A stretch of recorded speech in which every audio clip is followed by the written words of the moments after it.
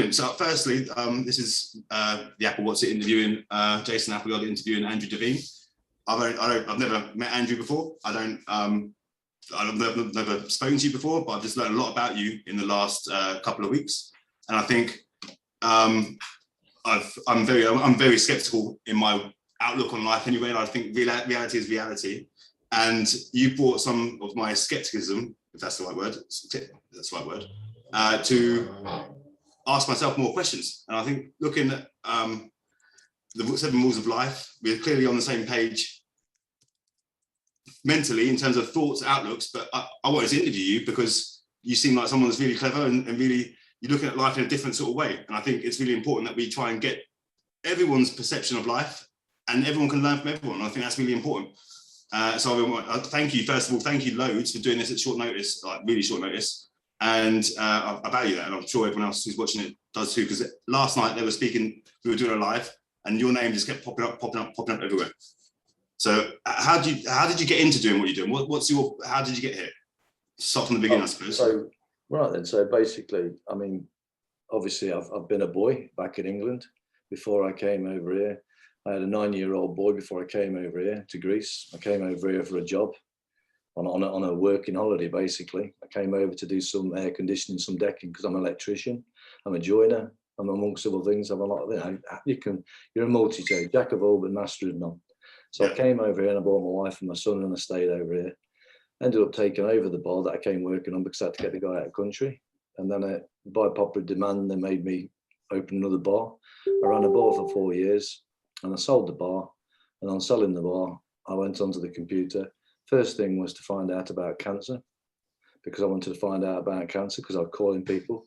I was saying cancer's a load of bullshit. I was saying that all the cancer scams, sort of scam, all these charities are scams. So I thought to myself, hang on, you're saying all this, but you don't know this. So I went into doing the research. I had the time there. So I just locked off. I was 24 hours a day. I was going straight through because I got the buzz because of what I was finding, and I was researching, I was going deeper and deeper. And the more I saw, the more everything was becoming so apparent to me that we're in a fucking mess. Sorry for swearing, but we're in a big, big mess here. And we've been asleep at the wheel. And there's something really bad coming for us. And then I thought to myself, right, then what do I really know? So coming to what really switched me completely around and completely changed me, where I suppose this is where the born again Christians would say they died and become and reborn, got reborn, was when, because when you go down these rabbit holes, it screws you. It screws your head up, yeah? And when you see what I've seen, it screws your head up. And I've been down some real dirty, horrible rabbit holes to see what's really going on in this world. And I was seeking solutions because I could see the problem. And I was thinking I was going to go down the ayahuasca route, DMT, magic mushrooms. I was going to go seek the spiritual side of things, go to expand my mind that way. And basically I was looking into meditation and all that lot. And I saw it was Sadhguru. Who's a guy, he said one thing, he said, one thing that just bing, just, that epiphany. And he said that if you go to seek everything in the world, yeah, and if you found out everything that's in the outside world, you can equate that to 1. He said, but if you take 1 step inwards and go on the inside, you can multiply that by 10. And I'm thinking about this, you know what I mean? So I took this 1 step inwards and I asked myself the question, and I gave myself an oath of honor that I will tell the truth, the whole truth, and nothing but the truth. And I asked myself the question, what is it you actually know? What is it you actually know for the truth? And I had to put my hands up because I'd said I'd tell the truth. And I answered the question, which was nothing. But at the time, because I'd done all my research, not only did I know nothing, I also knew that everything that I'd been told was a lie. Everything I've been taught, everything I've been indoctrinated with, it's all lies. And all these lies was there to keep me from seeing what was right there, plain in front of us. Okay. So that was it. I was nothing. I couldn't speak to anyone. I couldn't even really look at it. I just couldn't, because I could see everyone just living a lie.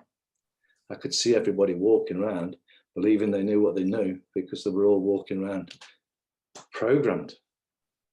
They're all giving the answers and saying what they know, but it's not what they know, it's what they think they know. Just like I used to think I knew. And things that when I went into that, it was when then you've got to say to me, fucking hell, I did that. I believed that was right in doing what I was doing at that time. And one of the major ones that hit me was when I took my son to be vaccinated. And bear in mind, I'd just done all my research on the pharmaceutical industry. So I knew what the witchcraft maker of poisons were. I knew how evil these people were and the control, because everything stems from that way, basically. Because these are the bankers. These are these cabal, whatever you want to call it. This hidden hand, this secret government, this certain electro of sorcery, black magic tricksters, the deceivers that deceive the whole fucking planet. So like, yeah, without going too deep into the scenario, yeah, when I realized that it was me that took my son to the hospital or to the doctors, and I held my son on my knee and held him while that doctor put that into his arm. Who the fucking hell was he? See, I was 32 before I had a son. I thought I got my houses, I've got my fucking jobs, I can put my hand to anything, I've got money, I'm a man. The world cannot tell me I'm not a man because I've achieved everything. I've got the fucking everything. I've got a wife. I'm fucking the perfect dad. I'm the perfect dad. Not realizing I was a fucking arsehole and I was an absolute prick. But I thought I was a man. But it wasn't until I realized that I was stupid. And that was the thing. See, you can't fix stupid. You can't tell. You try and correct a fool, yeah? He'll hate you for it. And you'll hate yourself for trying to correct yourself. And that's why people don't correct themselves. They don't want to admit that they're a fool. They don't want to admit that they're stupid. And that was that point when I took that one step inwards, that I had to admit that I didn't know anything. That means I'm stupid. And I've been made to be stupid through the indoctrinations, through the school, through everything else, through the television, through our parents, through our friends and family, who was regurgitating lies to us because they was telling in their head the truth. But this is the thing, a liar is a liar because he knows the truth. The people that are lying around us, they believe it to be true, but they're still fucking lying. You know, the same as all these people now running around with these masks on saying, go and get your COVID jab and all this stuff, yeah? They don't know whether it exists or not. They don't know what's in that stuff they're telling you to put into the arm, but they're telling people to go and do it, just like I took my son and allowed him to put this stuff into him. So that's what I'm trying to say. I mean, can you be able to forgive yourself? Because I tell you what, it was hard for me to be able to forgive myself when I realized what a fool I was, how foolish I'd been, and allowed myself to be fooled to go and do these things thinking that it was right to do it. So a lot of people out there are going to have to go through this process themselves, because to emancipate yourself from that mental slavery, from that programming, you have to deprogram your own self. There's people that can help you, I suppose, through through whatever processes as you go through to counsel you, to help you step inside yourself. Or, I did it myself. Did it myself for myself. I gifted myself the time when I sold my bar, and I invested that time into myself to do this for myself. And realistically, there was only yourself that can do it. So that's got me to why I am what I am. So then I went into, how am I going to find the solutions? Because I'm a solutionist. So you found the problems. So you found the problems. You found problems. You saw what you saw, and you saw there's flaws everywhere. And then you go into solution mode. Yeah, how are we going to stop this? How are we going to stop what's coming for us? And this is right now what we're basically in. But what we're in now, it's been happening for donkeys. This is nothing new. History repeats itself, and if you don't know what history is, it's doomed to repeat itself, and this is all it's doing. So, the point is, if we're going to sit around and not start to self-analyze and not to do our own due diligence in what's around us, seeing what's around us, what we're agreeing to, then it's like I say, if you want to know what the problem is, go and look in the mirror, because the solution's staring at you, but the problem's also staring at you. And only the solution is by you admitting to the fact that you've been stupid. Yeah. Otherwise, or fooled. Some people don't like stupid, Like you heard the other day about the word nice. So some people would rather be called nice because I like being called nice. Because if I said actually stupid and ignorant, you'd think I was being a bad person to you. But if I said nice, which means stupid and ignorant, you'll accept that. It's more acceptable. It's more palatable. You've been taught it. Yeah. So this is how they talk to us. Yeah. This is how these people that that do know, the people that are in these positions that do know, you know, they'll talk to you as you are, because nobody realizes what they're saying. People haven't really understood the words that they're speaking because we're all speaking Babel. And this is all stems back from the Babylonian. And it's the language that's been poisoned so that it messes with the mind, because everything that you're going to work out, everything that you're going to equate to, just like numbers, to work out a sum, when you're working out a solution, it's going to come with words. And if those words are not the same as what you think they are, you're never going to come with a solution, and you're never going to create closure in your mind, and you're always going to be in thought. Therefore, it's going to be, yeah, but it might not be right. It might be this, so it might be that. But if you've got closure and you know what the truth is, you're not thinking it could be that or it could be that, because you know what it is. So you've got closure. So you don't have to think about it because you know. Yeah, and that's what you do to create that closure. And the only way you're going to create the closure is by going and seeking the facts. So, you know, when somebody says such and such happened, and how do you know that? It was in this book. You know, you don't just read the book. You've got to find out who wrote it, where he sourced the information from. And you have to get right to the bottom of it, and to the very bottom of it. In other words, from the beginning to something to be, there has to be a beginning. You have to go to the beginning or to the bottom to understand it. So you've got to go to the bottom of everything. You've got to take it back, strip it back, go back to where it began to see how it really began and where it went wrong, or whichever the case may be. That's the only way you're going to understand something, truly understand it, so that you don't have to think about it. Yeah. The other things, I suppose, would be, if you're going to be putting something into action, is by actually, you know, being participating in it. So you have to actually, you know, learn it by practice, i.e., riding a bike and swimming and whatever, learning to walk and whatever else. These things you never forget, you know, because they're instilled into you. This is the knowledge that's instilled into you. You know, repetition is the mother of all knowledge, you know, the mother of all learning. So this is how you get these things into you. You keep reading it till you get the actual phrase into you, then it stays into you. But knowledge itself, once you've understood it, you can't go back.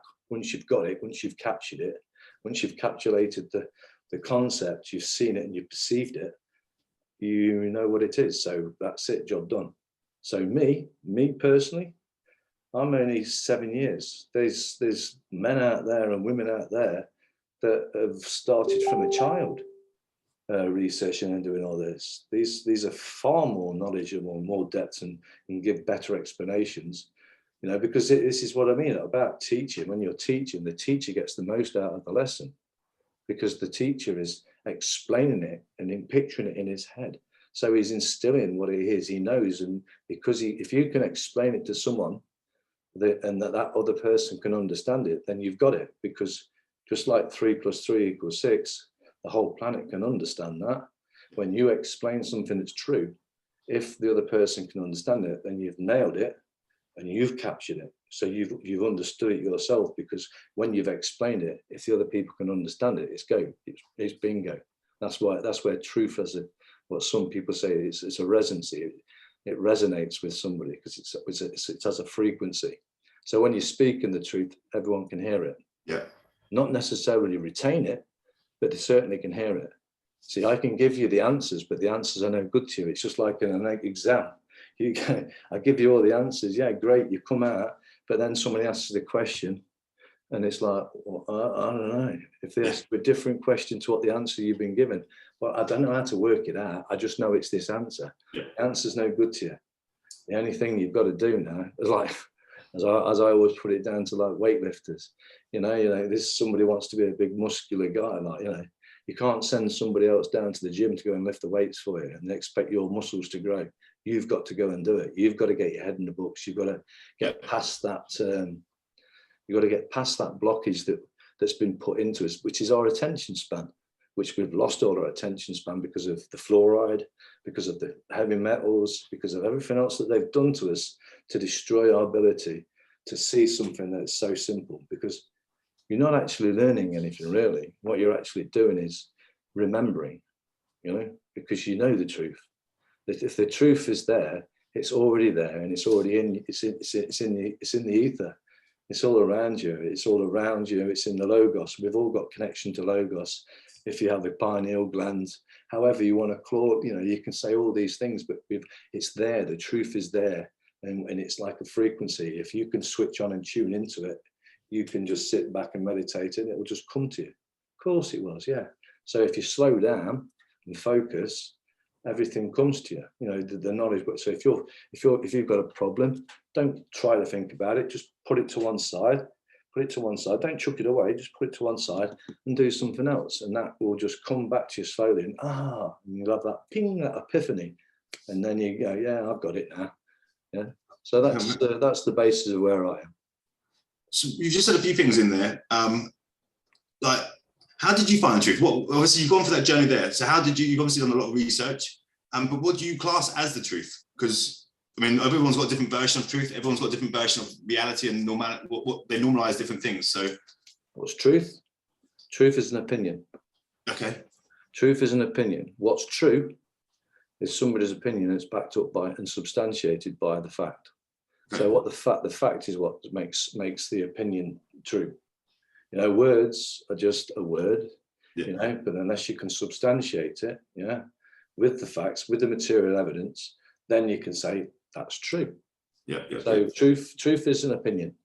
So what everything that everybody in the world says, be it right or wrong, is true because it is their truth. It's their opinion.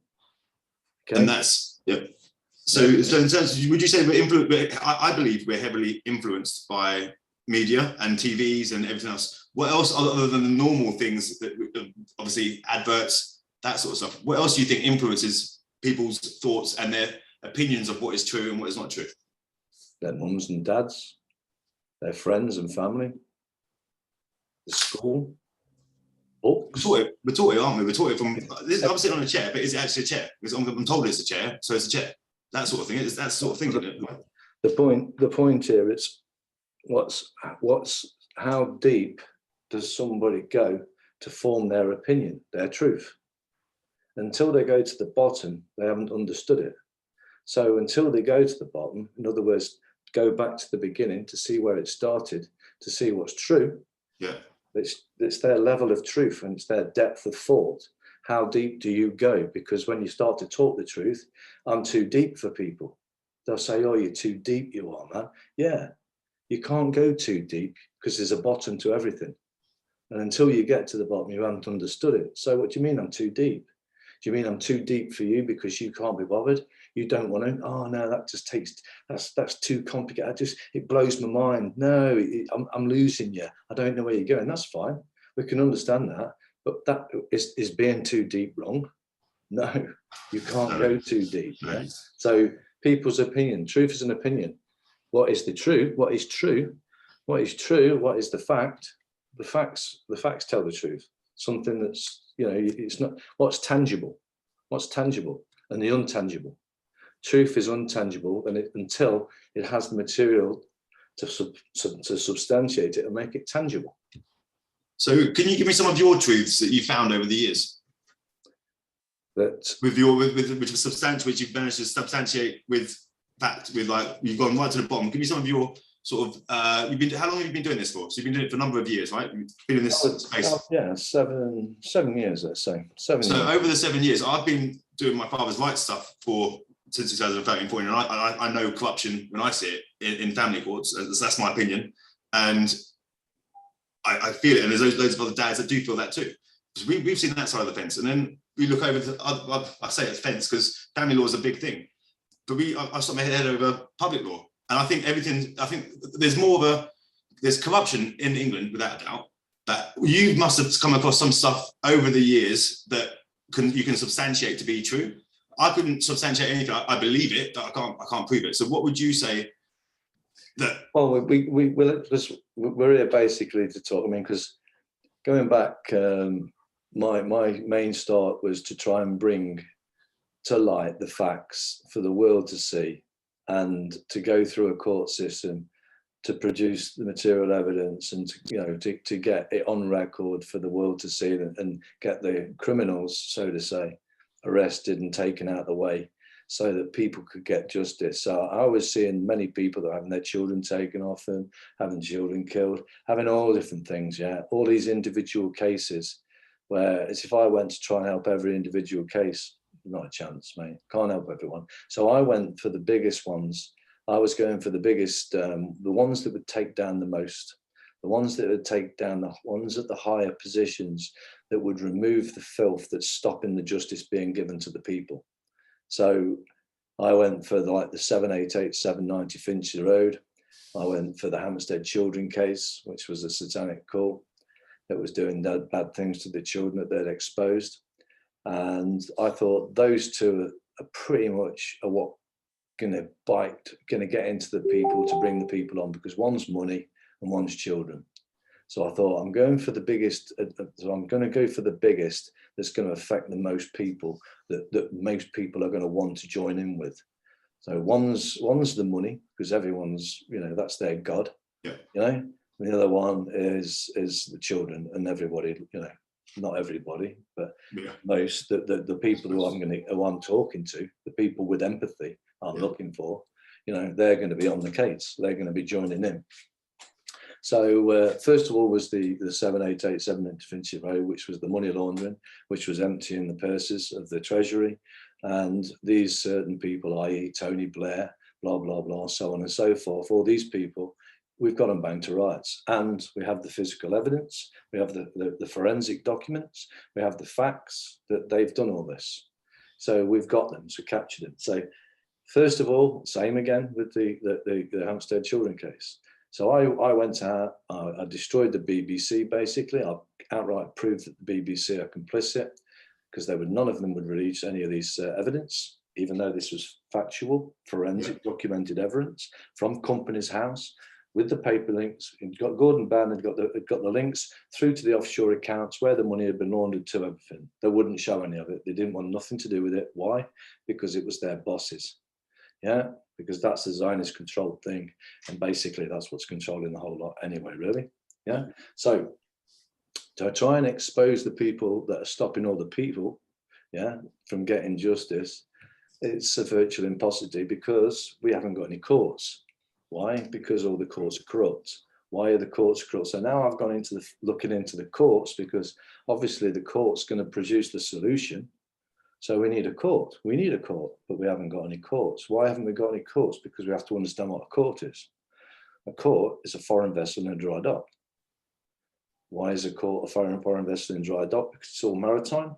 What they've come in from the sea. They've put their ships situated all around the country, in certain areas within certain districts. They have to keep all apart, and all these foreign vessels in dry dock. Anybody going into these vessels, because the ship has come over the sandbar is the Bar Association. So the Bar Association is controlling all the courts. So anybody going into these courts have to come through the bar.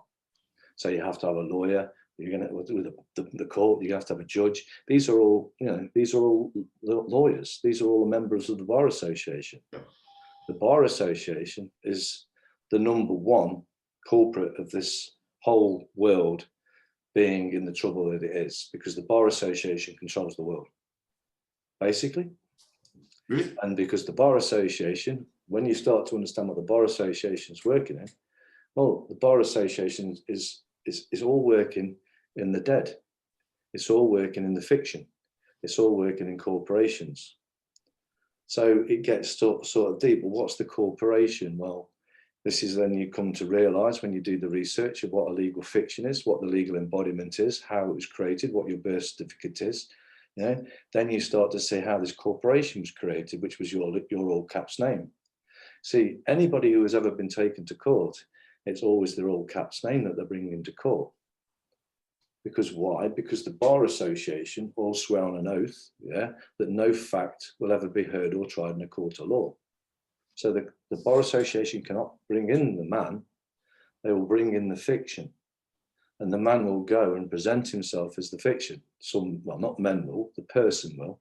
The person will accept he's been summoned to court, because the summons did not come through to the man, it came through to the all caps guy. But that's what he created his driving license and his passport off, and that was what his identity was. And what anybody else, and because he's using that as his identity, he's actually criminal himself, because you shouldn't use that, because it's not yours. You shouldn't create anything from that, because that, you didn't create your birth certificate. They created the birth certificate. It's got a crown copyright on it. So they own that. And if you're using that, yeah, without making claim to it, you're using something that somebody else, they created it, they control it. You own what you create. And if you're going to use that as your identity, then in theory, you're saying you're owned by the crown. You're owned by the crown now, when you're not really, because there's no paperwork can be made on a man. Oh, I see. Yeah, that bit that you just said there. Paperwork from where to where? There's no paperwork can be made on a man, because slavery was abolished. Okay. Slavery is abolished. So what they did was they created paperwork on a legal fiction, which was created to your placenta. And then they have you use that as your identity, which was the first deception. So this is one of the deceptions on how it is they're capturing the men and women, and they're bonding them to the bond. They're standing as surety for their bond. Yeah, it's the bond that they're after, but the men and women go as surety for it. Yeah, and because they go and stand there. Yeah, I'm here to answer. Yeah, but they're not talking to you, remember, because they can't hear you, because they're speaking to a dead entity. Dead men do not speak. I've never heard many men speak, many dead men speak, and I've not heard many pieces of paper speak. You know, so they can't speak because the Bar Association, remember, they can't hear. They can't hear a fact. Well, the birth certificate is a fiction. It's your legal fiction. That's why they can't hear a fact, because they can't hear the man or woman. Yeah, because they're not taking the man or woman to court. They're taking the bond. They're taking the legal fiction to court. Yeah, that's the piece of paper. The paper. You're just taking the piece of paper to court. That's exactly what they're taking. Yeah. I mean, the all caps Mr. Andrew Devine is a birth certificate. It isn't me. My mum called me Andrew. That's all. My mum and dad called me Andrew. That's my name. And like I say to people, yeah, if you're going to, I mean, because end of the day, all law bases off the Bible.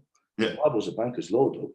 You have a look in the Bible. Tell me the surname, yeah, of Jesus or any of the apostles. They didn't have one. They're not.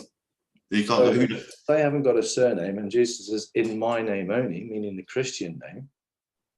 So my Christian name is Andrew. That's my only name.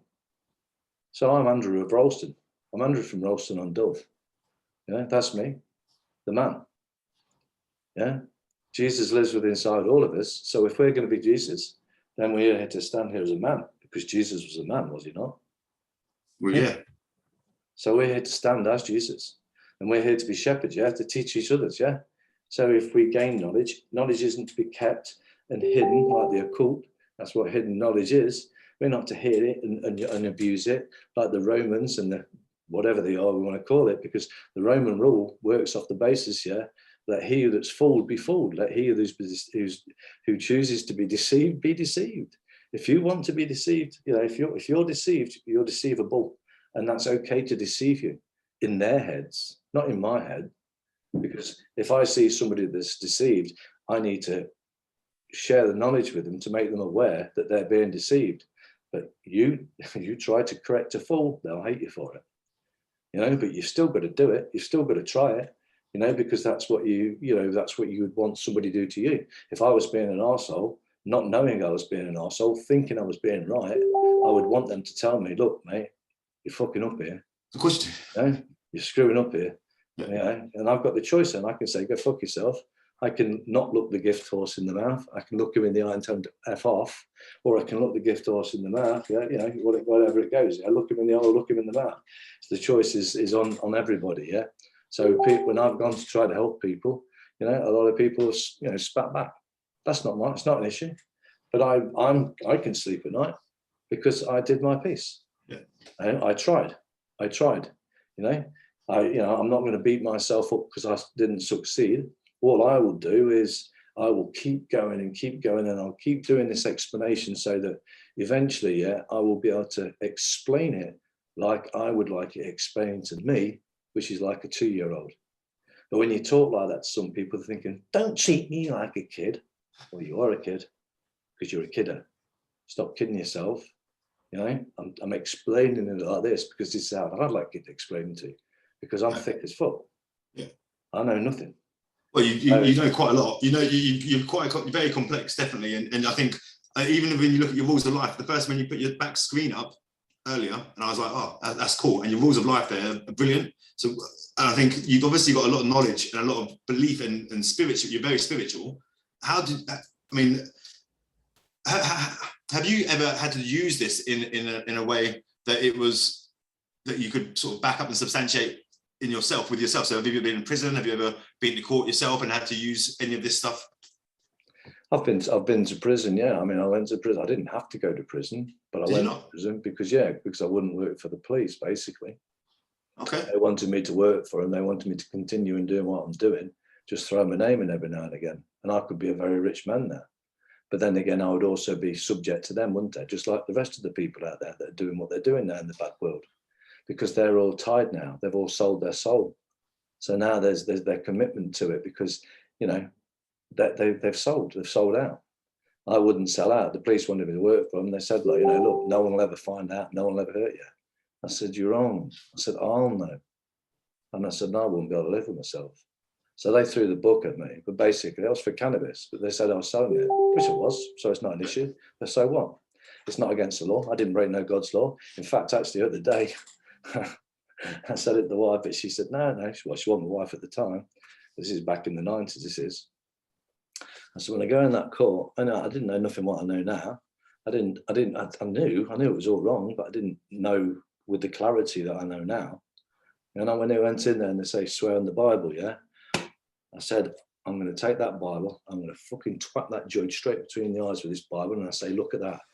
It says on the 6th fucking day, whatever grows out of the ground, yeah, with whatever herb bearing seed grows out of the ground is mine. You fucking idiot, and you're taking me for a bag of weed. You know what I mean? So that's what I was going to do, but anyway, I didn't do that, and they threw the book at me because I wouldn't work for them. And they also took every penny they could off me as well. But that was back then. And, you know, this was part of the learning curve.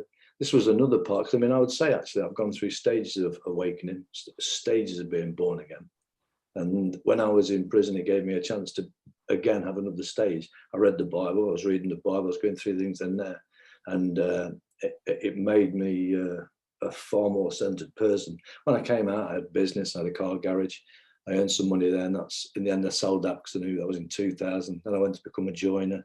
And became an electrician and so on and so forth. But the point was, you know, at that time I became very, very much myself. But when I went out there, I went back into the matrix, or back into the world. I was working, paying tax and so on and so forth, you know, back into it, back into what the trickery was, because no man, it's illegal. It's unlawful to charge you tax. They was charging me tax. I was being my own worst enemy, because every man who's paying tax thinks they're being a good boy for paying their tax and everything. No, you're a part of the problem, because you're funding the evil. You're funding the enemy. Everybody that's paying tax is funding the enemy. But how do I get out of it? How do I do it? Well, this is where we need to sit down and get into, you know, getting into finding out, so that we can do it in a way that they don't come and drag us and stick us in prison or take all our stuff off us. You know, there is better ways, but until you're ready, but so long as you're getting yourself ready to do it, you know, then you're okay. You're still moving forward, you know, but to sit back and just carry on doing it, that's going nowhere. You're still part of the problem. And that's what the majority of people are. They just give up because because it's not that, it's because everyone has had their attention span attacked. You know, you go to television, it's a flash all the time. It's constantly changing the picture. Your mind is not having the ability to stay focused on one point for a long time, which is an amazing ability to do, you know, because then you can grasp, you can learn things far more quicker. You can pick a book up and not just drift off and you can focus and you can get through it, and you can instill it inside yourself a lot quicker and easier when your attention span's a lot, you know, you build that back up again.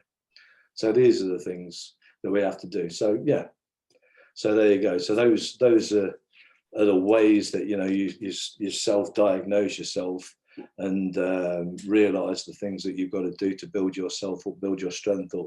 Because, you know, a pillar of salt, pillar of stone, you know, it's what you've got inside you is what can come out of you.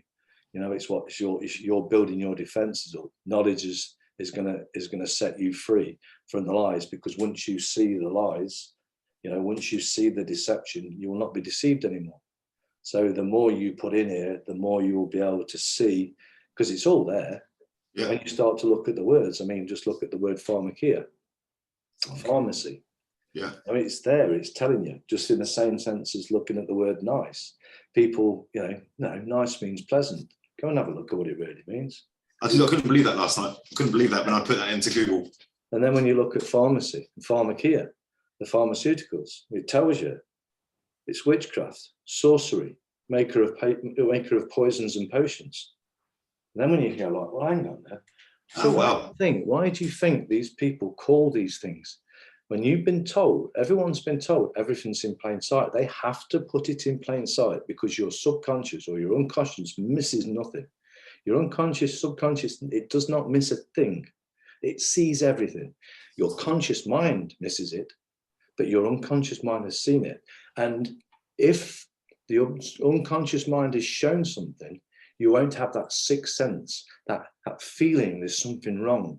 So they have to tell you truth to shut down your subconscious or your unconscious, so that it doesn't affect your conscious mind by feeling there's something wrong.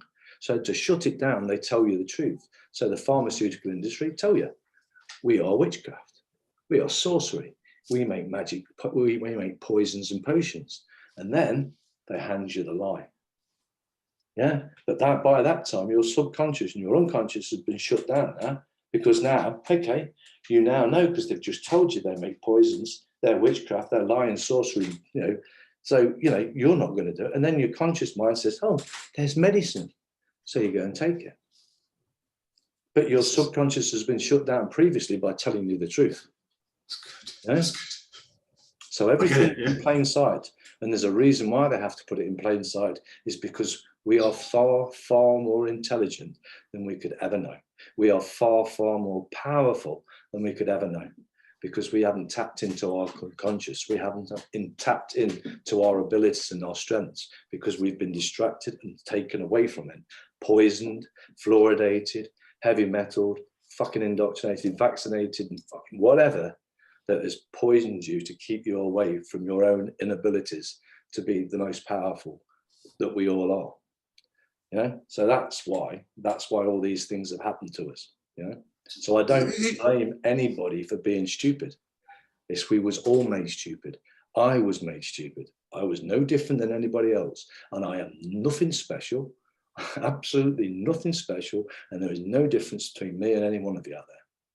Full stop. No difference. The only difference is what I did and what you're doing. You know, and if you did what I did, you would be exactly the same. I'm nothing special. So if what I do you understand it, everyone else can. What is it you do? What is it you do? So firstly, hang on 1 second. You said a few things there, so maybe we can just get all these questions into one. Who would you class as the enemy? Yeah, and like, how can we learn? How you, obviously you're a teacher. You teach. You've got a philosophy here. Would you put that word out? How, I mean, obviously we're speaking about it now on social media. Why don't you think other people are talking about it? Why do you think other people are? Obviously, because we're controlled by the media. Obviously, we're controlled by the government. We're controlled by normal and our version of normal. But why are more? Because you're saying stuff to me and it's swapping. I'm speaking to other people and it makes sense. So I can see stuff that I didn't see before. But people maybe thinking I'm stupid, or maybe think I'm crazy. But how do you get other people to see more? Well, first of all, what does it say on my 7 rules? It's none of your business what somebody else thinks, yeah? All you can do is sow the seed. Whether it lands on fertile ground or not, that isn't my choice. So long as I've spread the seeds out there, so long as I've put it out there, it doesn't matter who picks it up, you know, who runs with it, who comes and attacks it. It doesn't matter to me. It doesn't matter to how they take it. What matters is that I've done my job. I went out there. I didn't hold the truth to myself. I shared it with my fellow brothers and sisters. Some will hate me for it. Some will love me for it. But I'm not interested for the love or the hate, because it's none of my business whether someone loves me or hates me. Because if I make it my business that, oh, these people love me, then it's going to bother me that these people hate me. But it doesn't bother me whether someone hates me, because I won't let it bother me about someone loving me. You know, my what I do is not for anybody else. It's for everybody. It's for the all. It's for the creator that's within inside us all. Because at the end of the day, we are all individual, but we are all one. We are all of the same, but we are all our own individual. You know, we're a load of circles or zeros, yeah, that ultimately own into the one big all, which is from the creator, yeah. You know, even the people that are doing wrong, even these dark entities that are doing this, it's only the demons that's coming because they've closed away their inner child. We don't know what they've gone through. You've not lived in their shoes. You haven't had, I mean, you only have to look at the Hampstead children case to understand why a child could be what he is, because you've seen what they've gone through. You know, so when you see what's being done to these children, you can see why they are no longer that innocent young boy or girl that they was born to be, because what's been done to them. And when by the time they get older, they've lost all connection from their inner child. So they can be very evil because they have no empathy, because they've lost control, they've lost contact with their inner being. Yeah. I've been speaking to a lot of people with this live last night that we did. A lot of people were saying about court and certain things you say in court and the language we speak. Mm-hmm. The language you're using is really sort of old language, and people seem to have forgotten about it. And there seems to be some sort of law around that no one knows about, but it's there still. So how does that work? Well, for a start off, yeah. Yeah. But I mean, no, I'm just using plain English. Yeah. Well, yeah, clearly, I know that. I get that. Definitely. I can use two. I can choose to use, yeah, the correct sentence structure, communication, parsing, syntax, grammar. Now, if you've never heard of that, then basically that is mathematical language. It says the same forwards and backwards. It's one word, one meaning, one sentence, one meaning. It's factual language. It's only plain English. It's English, but it's written in a mathematical concept so that you can only say the fact. Basically, it takes your ability to lie out, because your volition will be down on the paper, because you can only speak facts. So it eliminates them from lying. So that's the quantum side of things, but that's beyond people as of yet, because it's too much for people to take in. So you can speak in plain English, but you have to understand that the courts, they don't speak English. The courts speak legalese. The courts. So again, what do they call it again? Legalese. Legalese. Legalese. Legally. Okay, legally. Yeah. Let me explain it this way, because this is another way in my head to try to explain to people the difference. So the courts speak legalese, the people are trained with English or educated with English. Yeah. So the courts understand English and legalese, but they only speak legalese in the courts. Yeah, the people, they only understand English. They don't understand legalese. So number one, that's a disability. So this is wrong. But anyway, so how I explain it is this. Now imagine with numbers, because numbers are the same across the board. That's why with numbers, everyone in the world can communicate without anything lost in translation, which is the beauty about the correct sentence structure, communication, past tense, grammar, because it is mathematical. So we'll go back to the facts. So now then, here's two books, right? Here's the English book. Here's the legalese book. Here's the Black's Law Dictionary. Here's the Oxford Dictionary. And now that's in words. So now I'm going to bring you up two different ones with now numbers. Here's their number book. Here's the number book that we was educated. Our book is 1 + 1 = 1, 2 = 3, 3 = 3, 4 = 4. Their book, 1 = 2, 2 = 3, 3 = 4, 4 = 5. Right then, they asked me a mathematical equation. What does 2 + 2 equal? I'm over here. I'm going to look at my book. I'm going to say 4. They're going to say, you've just perjured because it's 6. Because they came from a different book with a different meaning. Okay, so now we go to legalese and we come to English. When they say, do you understand? That means, do you stand under? When we say understand, that means I conceive. I can conceive what you're saying. I perceive what you're meaning. Yeah, well, in their meanings. If they read out the charge and say, do you understand the charge? You're thinking, do you understand what they're saying to you? Yes, I understand. Thank you. Take them away, because you've just said that you stand it. You stand under that charge. You mean you've just agreed that that charge is you've done it. Oh, See how they're tricking you? Did you know what suffer means? No, I didn't. No, go on. It means you've accepted it. You wanted it. Suffer? No. Yeah, I'll tell you what, let me do the etymology. Let's do some shares of some actually, because I can do share screen there. So let's just show you this, because this is it's always good to do this because people don't know what they're saying. Suffer. Right, let me show you. Right, an etymology of the word suffer.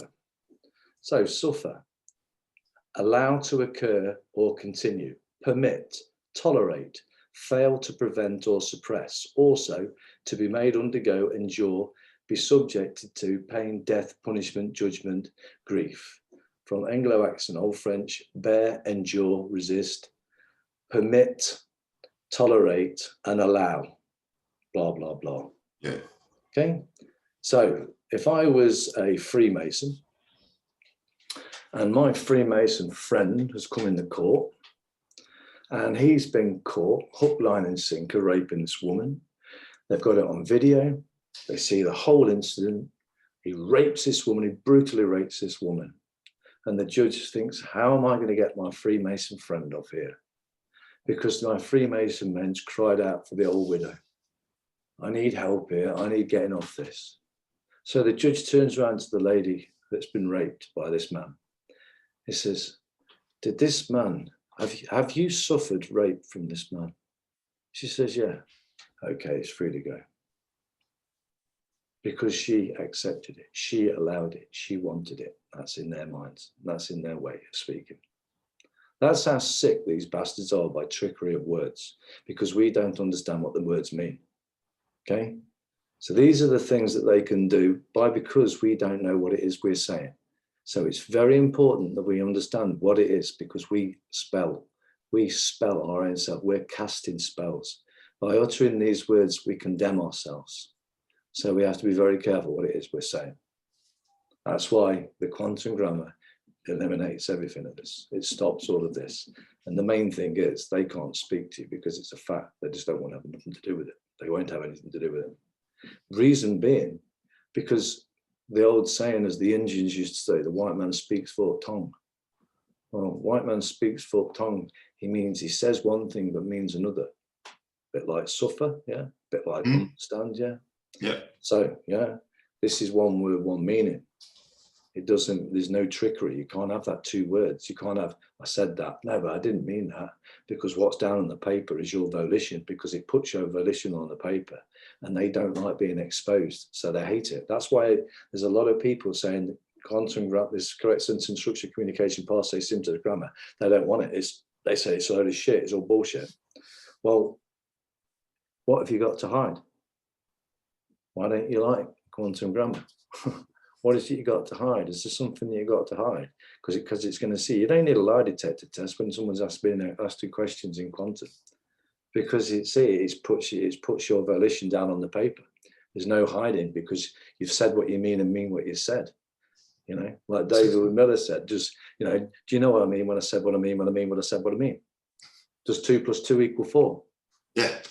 What does TO plus TOO equal FOR? No. So what I mean, it's just that's just a different meaning of the word, because not only have we got different meanings of a word, we've also got different ways of spelling the same word and sound. Yeah. So until we see it on the paper, how do we know what it is you really said to me? So when I see it on the paper, I can catch you, because now I've got you, because it's one word, one meaning. So I know what you mean when you say it. Yeah. So you can't say you meant anything different. It's correct sentence structure, communication, passe, syntactic grammar is more for contracts really than anything else, because if it's written in contract, because it removes all past tense and future tense. It only speaks in the now time, and what it says is what it means, and you can read it forwards and backwards. It's mathematically equatable, so it's a fact, and it means exactly the same forwards and backwards. So it is a fact, just like 2 - 1 sorry, 2 + 1 = 3. 3 minus 1 equals 2. Yeah, and you can swap the plus and minus around and read it forward and backwards, and it'll be exactly the same. Yeah, so it does the same in the context of the language. Yeah, when you do, because instead of they have what's the word? Got it in my head now. Anyway. So for the, of the is with the by there, and then you can swap the for with the by, and the of with the with, and swap them around, and you can read it for the, of the, with the by there backwards, vice versa. Yeah, and the words that have been put in between it make up the same logic and the same answer when you read it forwards and backwards. Then it becomes a fact in the same sense as your numbers, because you can see it.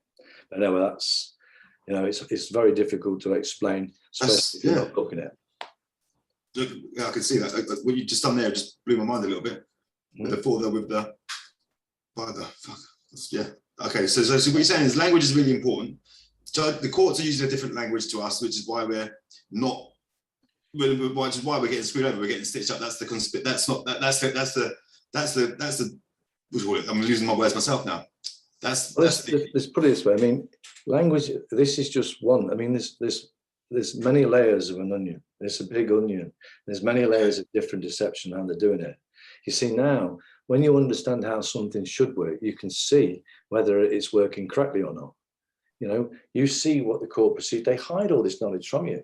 You know, you struggle to find out what the process for court is. They struggle to show you to what is a real document, what a real court document looks like, so that you can see what a fake one looks like. Because if you can't see what a real one looks like, you've got nothing to compare it to. And if you can't see how the procedures are, how can you see whether they broke or breached the procedure? So you have to really struggle to find these procedure rules.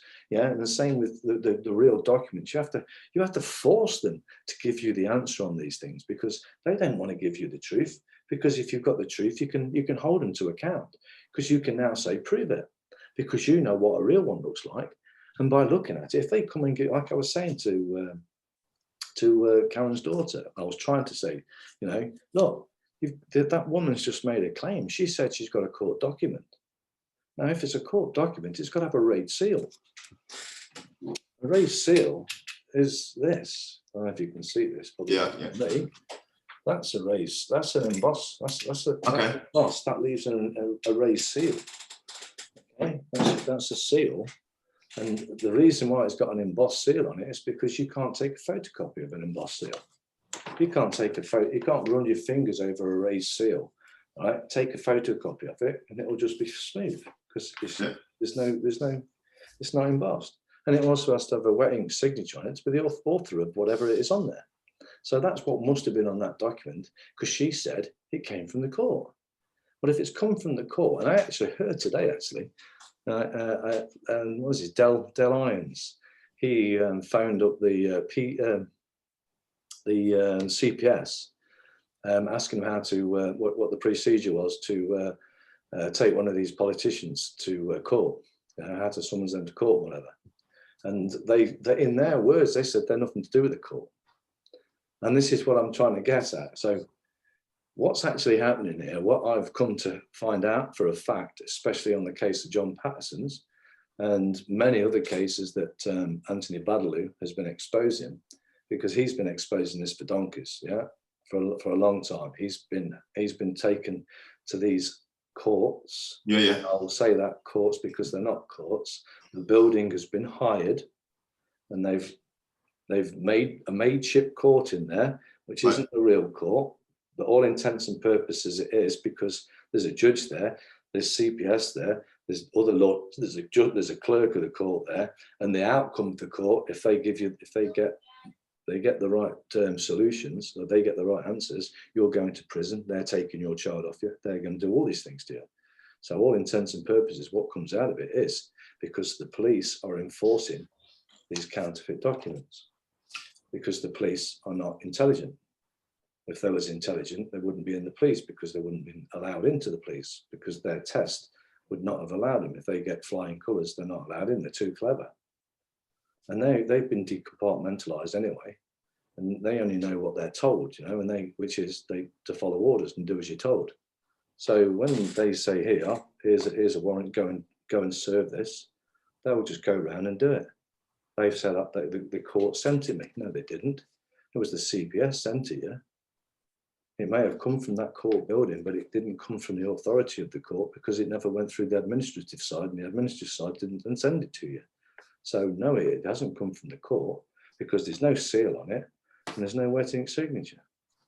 And it's not on the case file, or it's not inside the computer record, because every court case has a case number. Yeah. But the case numbers that John Patterson was given, one was a reference number to we don't know what, and the other one was a URN number, which was the CPS number. So this was the CPS's case file, not the court case file. So this was the proceedings that the CPS had generated, but they never laid that information in front of the court for it to have the court authority. The courts themselves said, we don't know, not been in ours, we've got no record of it. Those numbers you gave us was from the CPS. That's not a court case number. So the court admitted there was never a lay of information at the court. So the court could never have issued those proceedings to John Patterson. So it was the CPS that had done it. And this is what they're doing. And the same as what I was saying they've done to Karen. There has never been an information laid at any court for a court to have issued those proceedings to Karen. This is by the council hiring the court building and getting their Freemasonic friends with inside the CPS to make up this paperwork look like genuine. But it has no authority of the court because it's never been laid in front of the court and it was never issued by the court. So if the police knock on my door now and they come in with a court order, or someone comes in with a court order, I owe this money for not paying a fine. I say that's not come from the court. That you can't give me that because it's not served, it's not stamped, it's not got the stamp on it. I'm not accepting that. What would they? The police would arrest me. They'd be like, they're still going to arrest me. They're still going to take me in. For starters, you don't make claims. Yeah, they've already made a claim. You, make them substantiate their claims. So if they say it's a warrant, first of all, you need to see it. Yeah, and when you see it, if they'll give it you, right? When they give it you, you'll see that there's no embossed seal on that, and that there's no wetting signature on that. So you now must hold him in his private and individual capacity, yeah? Because the police man, yeah, not the uniform, not the actor, not the PC Jones 3310, mm-hmm. The man who's acting as the PC 310s, yeah, he is the man that swore on his oath. So you need to find out if he's sworn on his oath, and if he's sworn on his oath to serve, as a constable, you must now ask him, under the penalty of perjury, in his individual capacity and in his private and individual capacity, to confirm to you or to prove to you that this is a genuine warrant. And how can they can't do that because it's not a genuine warrant? So no, they can't. So if he's going to arrest you and take you down, you need that warrant because that warrant is your evidence. Yeah. So like I say, if anyone comes around with a warrant, get it, take it. They're not going to give you these warrants because they're not real. It's just like if I came around your house today, and you've got a stereo that you were selling, 40 quid, and I brought you two dodgy £20 notes that I just printed off on my printer, and came around for your stereo, you brought it out of CR, what were you going to say to me? Oh, thank you. Or are you going to tell me to jog on? You're going to tell me to jog on? You're going to tell me to see you later? I'm not taking that. Tell me to jog on. Well, I'm a man. The cop is a servant. So you're more scared of telling a servant to jog on than you are a man. Just because he's come around with a piece of paper because you didn't know what it was. So you couldn't see whether it was fake or not. Well, I've just told you what a real one looks like. So now you know. So if he came around to you with a warrant and it didn't have an embossed seal or a wetting signature on it, what are you going to say to him? Jog on. Anything he does now from that point on, he's in trouble. So if he now, for the first of all, if he goes and says it is, there you go. He's now created malfeasance in office. Yeah. So first of all, his thing is coach malfeasance in his office. The second thing is, right, yeah, if he takes you to the police station, he's now a belligerent act of terrorism. These are the claims now that you're going to hold against him in his private and individual capacity. Because you've just held him under the penalty of perjury. So he's also got the penalty of perjury there as well. You know? And then you have to then sue him.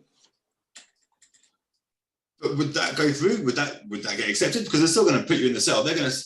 I'm being realistic here. I'm saying, I'm not going to. Everything you just said there, I'm going to take notes. I'm not going to take you down that road. But they're still going to put me in the cell. They're still going to take me to court. They're still going to put me to prison. Well, remember this as well. What name is going to be on that warrant? My name. What's your name? Jason. Apple. Jason. Well, if you go on, my name's Jason. So is it going to be in all capitals as well? It's going to be all capitals. It's going to have my middle name on there, which is terrible. I used to get bullied at school with that. It's Leslie.